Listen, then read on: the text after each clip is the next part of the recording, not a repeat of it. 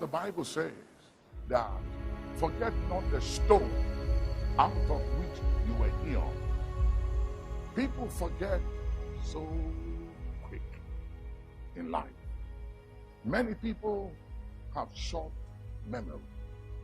I have learned over the years not to forget where I have come from. And it is a curse to forget. It is unrighteous to forget. The Bible says God is not unrighteous to forget your labor of love.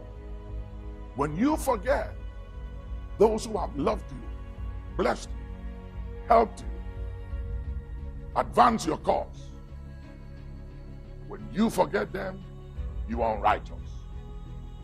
But when you remember those who helped you and have loved you and cared for you, and you show gratitude, it gives you longevity. Gratitude gives longevity, and ingratitude will cut you short. So learn to be grateful. Learn to be thankful. Learn to remember. Don't forget where you came from. So many people in life forget the person who helped them.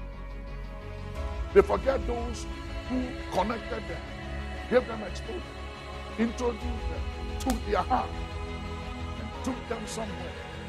As soon as they arrive at the point in life, they think they've made it. In life, you can never hit the height of life till you get out of it. There's always room for improvement.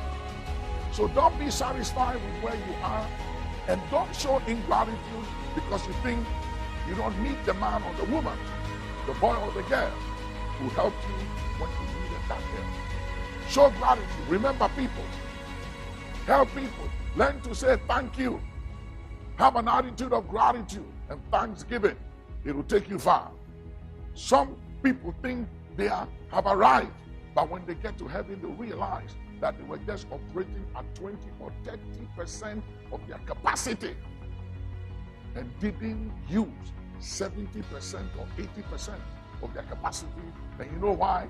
Because they got stuck at the place of 70, at the place of 60, 50, or 30% of their capacity. Why? Because whenever you think you don't need anybody, you've arrived, you've made it, you are successful, you stop growing, and you begin to diminish, you begin to die. If you want to live, don't want to diminish, and don't want to die, keep showing gratitude. And remember where you came from. Remember others.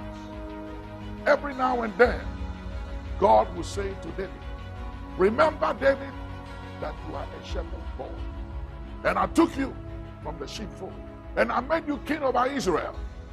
And I gave you your master's throne and your master's wives. God always reminded David. In Deuteronomy 8:18, God said, remember the Lord thy God. Why? Because success, wealth, power, money can make you forget. But God said, remember. Remember that success and power and influence has an expiry date. And for every action, there are consequences. So you might be powerful right now. You may have millions of dollars in your bank account and outside your country, in foreign account. You may have houses in your country, in other places. You may be the biggest guy or lady or man or woman in town. You may have everything. Maybe you are mega. You are the biggest voice and person. You are private jet. You are loaded. But hear me. All that is sinking sand. God has no regards for material things. Because you know something? Let me show you God's value of money.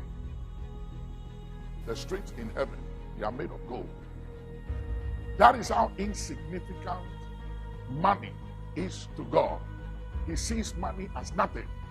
So if your confidence and who you are and how you relate to others, and especially those who have helped you in life before, is derived from material wealth, blessings, and money, or influence or power, you are to be pitied among all men.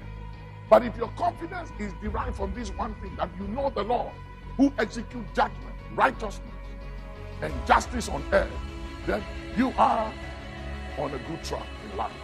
So learn to remember, and don't be puffed up, don't be arrogant, don't be proud, which you were never before.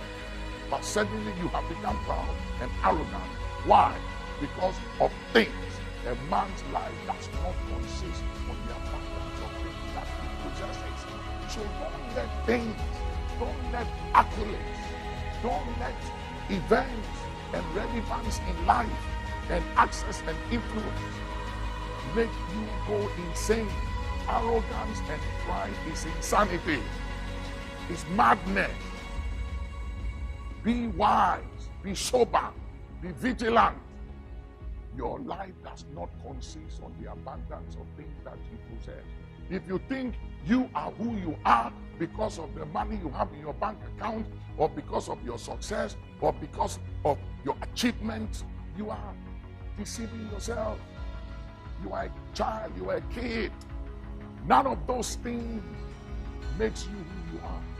You are who you are by the grace of God, outside of possessions, outside of material things. You are who you are by the grace of God. I am what I am by grace, not by money, not by buildings, not by investment, not by achievement, not by success, not by how big or large I am. I am who I am by the grace of God. The credit must go to the grace of God. Let's give God the credit, and let us not be anything outside of grace. And you will live long and you will go far. Remember, gratitude gives longevity. Ingratitude will cut you short. Show gratitude and live long.